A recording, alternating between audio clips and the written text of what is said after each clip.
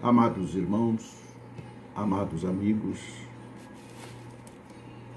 bom dia mesmo, com saúde, paz, prosperidade e Cristo no coração. Maravilhoso, não me canso de falar, de dizer, ser cristão. Um coração liberto do ódio, da mágoa, do rancor, onde só exala em nós amor. Um amor que nasceu em Cristo e nos transformou, nos fez uma nova criatura. E a nossa preocupação constante com aqueles que ainda não sentiram esta razão de vida tão maravilhosa, que um dia tenham esta oportunidade para saberem o que verdadeiramente é respeitar, amar e desejar só o que é bom para os outros. É bênção de Deus.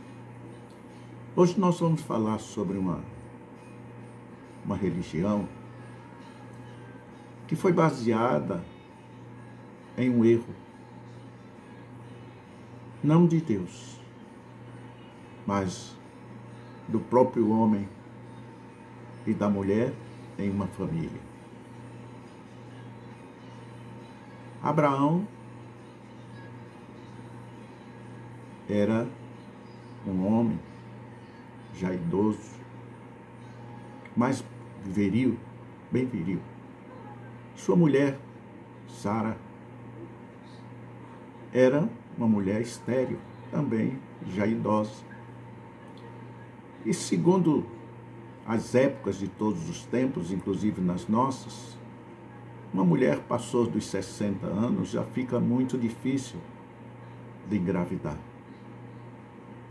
Mas havia uma promessa a Abraão de que ele seria pai, que ele iria gerar um filho em sua esposa, Sara. Mas o tempo foi passando e a impaciência e a insegurança daquela mulher que via que o marido não era feliz porque precisava de um herdeiro, sentiu o desejo e cedeu a sua escrava. Cedeu a sua escrava Agar. E ela gerou um filho. Está em Gênesis, capítulo 16 e capítulo 21. A 21. Os amados irmãos e amigos poderão ler. Disto aí gerou uma grande disputa entre Agar, a escrava, e Sara, a esposa de Abraão. O tempo foi passando, chegou um tempo em que começou os conflitos. E Agar, o filho de Agar já tinha cerca de 12 anos quando eles saíram pelo deserto afora, mas Deus não o abandonou. Ele não era o filho da promessa, mas não teve nenhum pecado. O pecado dele era o de Adão e Eva, e não agora dos seus pais. E Deus não o menosprezou. Deus confirmou a geração de um povo que viria a ser, nos nossos tempos, os maiores inimigos da doutrina cristã. E assim começou esse ódio sendo transmitido para muitas outras gerações. Você pode ler no capítulo 16 a 21 de Gênesis. Certa vez, eu vi uma reflexão a respeito de Agar, a serva de Sara, o que me fez pensar em falar um pouco sobre esse texto. Para quem não conhece os fatos, a Bíblia relata que Agar era egípcia e havia se tornado escrava na casa de Abraão, servindo a Sara, sua esposa, uma prática muito comum naquela época. Como hoje nós sempre conseguimos um auxiliar para a esposa, né? Antigamente tinha lavadeira que era separada, agora tem máquina de lavar. Alguns ricos já têm máquinas para lavar louça. E assim aconteceu o inevitável. Deus havia dado uma promessa a Abraão. Deus havia. E quando Deus promete, Deus cumpre. Deus faz exatamente aquilo que ele determinou.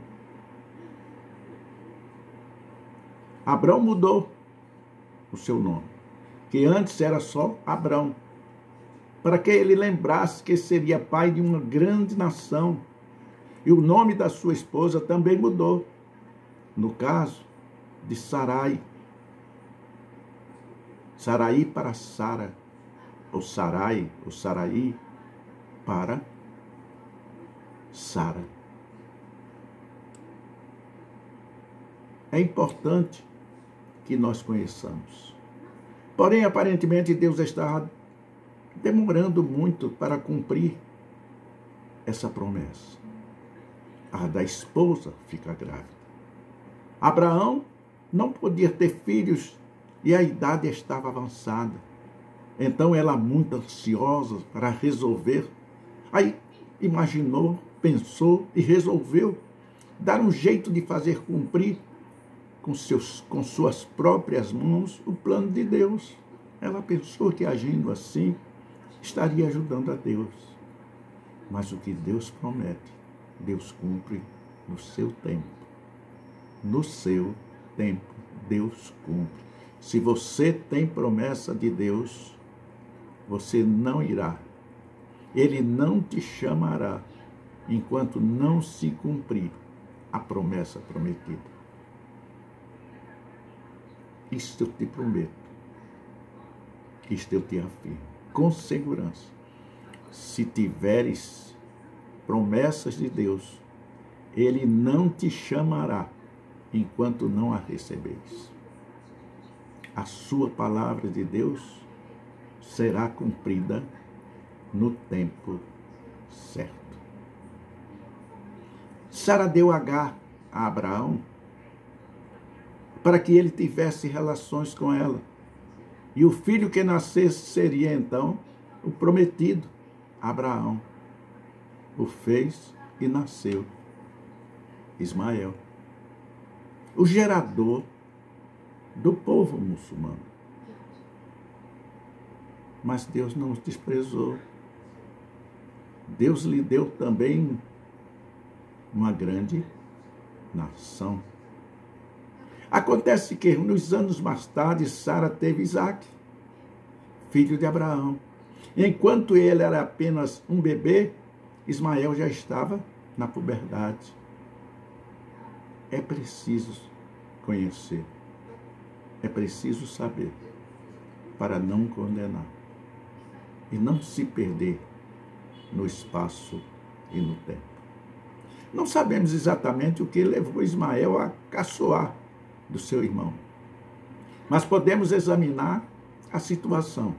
Até então ele era tratado como o único filho, e ao ver Isaque nascer, pode ter sentido inveja, ou talvez ameaçado de ter seus privilégios tirados, pois foram anos sendo lembrado de como ele era, de como ele teria um futuro brilhante.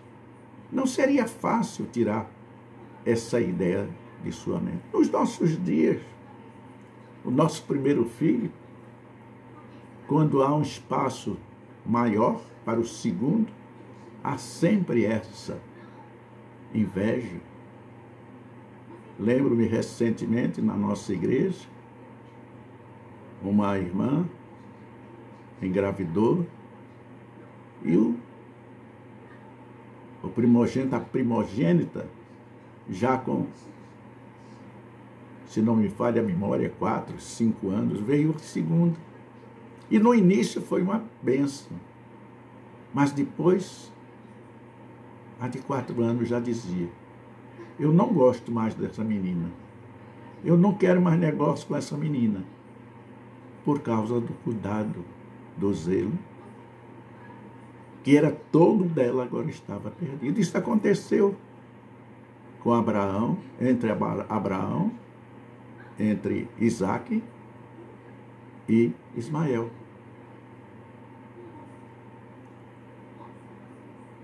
Não sabemos realmente o que levou a esse confronto, a não ser essa ideia de que nós vemos isso nos nossos lares, no nosso dia a dia.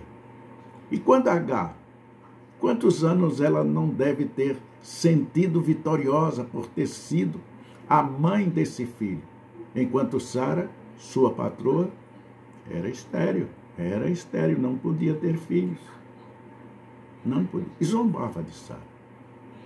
Alguns escritores dizem que ela realmente zombava de Sara, porque era a mãe do filho de Abraão, enquanto a esposa não tinha nenhuma possibilidade. Com essa situação foi armado um conflito dentro de casa, foram frutos dos erros do passado. E Sara mandou que Agar e o seu filho Ismael fossem expulsos, indo peregrinar no deserto. Veja que situação, né? Nós podemos imaginar que a vontade da mulher era de que os dois morressem. Ainda assim, Deus concordou e deixou que eles se fossem para lá, mas não os abandonou. Deus não abandona os seus. Deus não abandona os seus, a não ser quando os seus rejeitem-o. Rejeitem-no.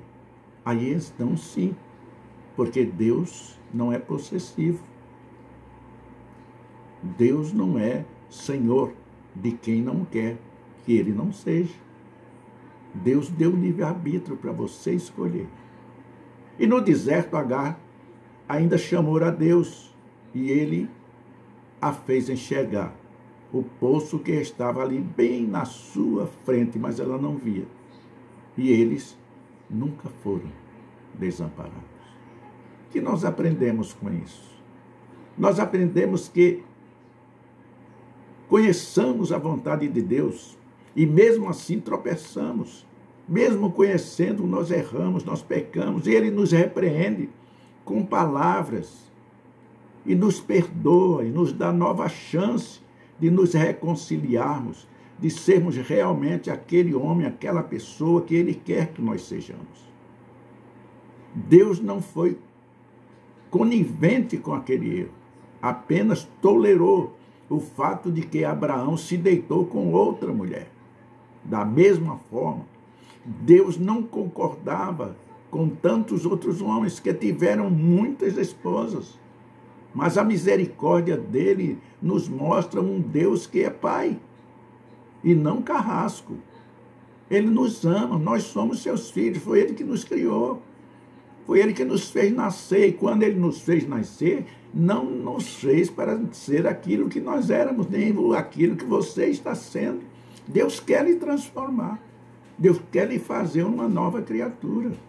Deus não tira as consequências dos nossos atos, mas com certeza passar pelas mesmas ao lado dele é melhor do que passarmos sozinhos. Ele nos ajuda, Ele nos protege, Ele nos guarda, Ele nos livra, Ele alivia o peso que nós temos às nossas costas. Deus estende a promessa a Ismael, ainda que ele fosse fruto de uma imprudência. Afinal de contas, o menino não tinha culpa das decisões das pessoas à sua volta, porque ele não faria isso conosco. Não faria, porque Deus ama aquele que o aceita, e hoje nos nossos dias que aceita a Jesus Cristo como seu Salvador. É maravilhoso. É maravilhoso servir a Cristo. A nossa ansiedade diária e a impaciência para com os propósitos divinos, para nós tornar as coisas mais complicadas do que elas realmente são. Sara não soube esperar e criou uma situação problemática. Quantas vezes não fazemos o mesmo? Ouvimos a voz do Espírito Santo dizendo para não sair por tal caminho, mas a nós nos parece tão simples e saboroso o caminho da perdição. E hoje, nos nossos dias, nos momentos atuais, está muito fácil esse caminho ser oferecido. Dificilmente te convidam para um almoço, mas para uma cerveja, para uma cachaça, para um fumo, para uma droga. E se nós não temos calma para pensar, para lidar com estas pessoas, com pequenas causas, com pequenas coisas, nós somos realmente, praticamente, vencidos. Porque não imaginamos as consequências do futuro. Deus está em nós, Deus está conosco. Nestes momentos temos que clamar, temos que nos voltar para o Espírito Santo que está em nós. E aqueles que ainda não têm, podem recebê-lo agora, nesta hora, aceitando Jesus Cristo como Salvador. Confiar só em Jesus. Confiar só em Deus e agir conforme a vontade dele. Pode evitar a maioria dos problemas em que nós nos metemos, que nós mesmos criamos para nós quando temos uma vida longa dos seus ensinos e confiáveis nesses ensinos. É confortante voltar aos braços de Jesus quando somos velhinhos, depois de uma jornada construída fora dos princípios, mas é ainda muito mais belo, muito mais maravilhoso, quando nós, como eu, aos 22 anos, como minha esposa, que já nasceu num lar cristão, vivemos em comunhão com este verdadeiro Deus e conhecemos esse caminho maravilhoso, estreito, espinhoso, sacrificado, mas cheio de alegria, de harmonia e de felicidade. Mesmo na dor, mesmo na angústia, mesmo no sofrimento, mesmo nas decepções, o Senhor é conosco e nós nos sentimos felizes. No dia 8 de junho de 632 depois de Cristo, é a data provável da morte de Maomé, considerado pelo islamismo como o último profeta de Deus, de Abraão, nascido em Meca. Maomé foi um mercador que realizava longas viagens a trabalho. Ele tinha hábito de se retirar para meditar nos montes perto de Meca.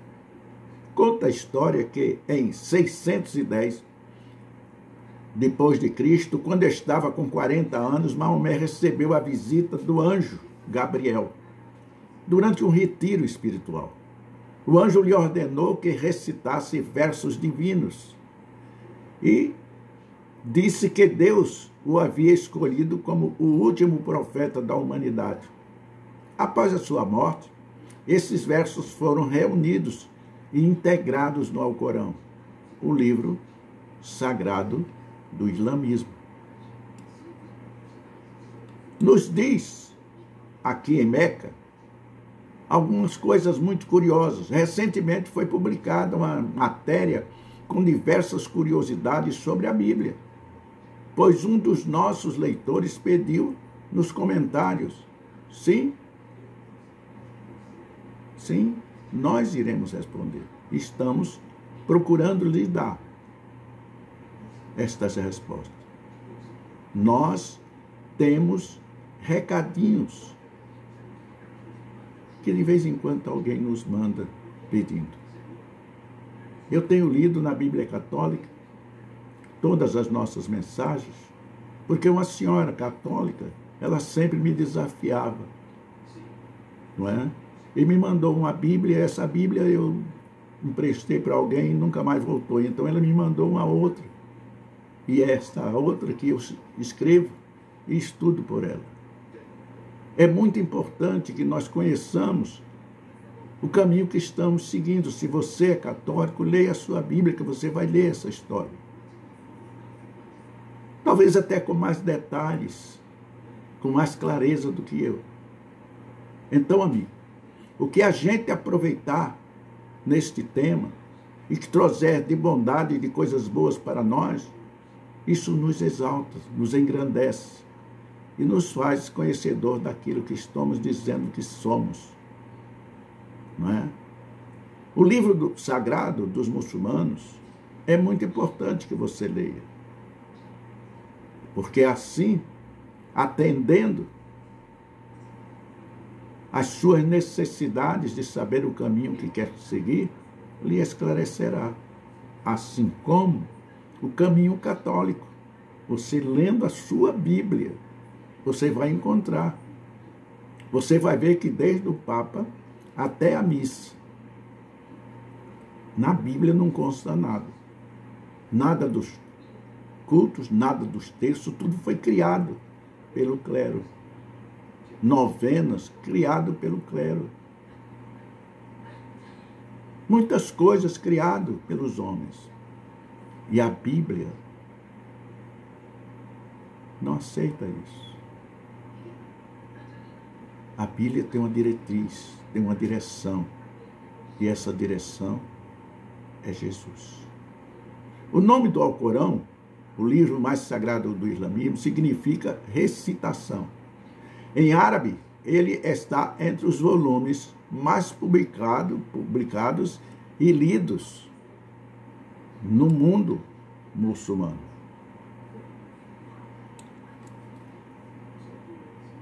Os seguidores do islamismo acreditam que o Alcorão transcreve a palavra literal de Alá, ou Deus, que foi revelada ao profeta Maomé. É como uma doutrina que tem aí, né? Joseph Smith e Mary Ellen White. Essas duas doutrinas, que se dizem cristãs, se baseiam nesta mulher. E ela, o valor maior dela é maior do que o de Cristo, maior do que o Joseph Smith, é maior do que Cristo. E nenhum deles é filho de Deus. Eram profetas, eles se titularam profetas, depois, muitos séculos depois de Cristo.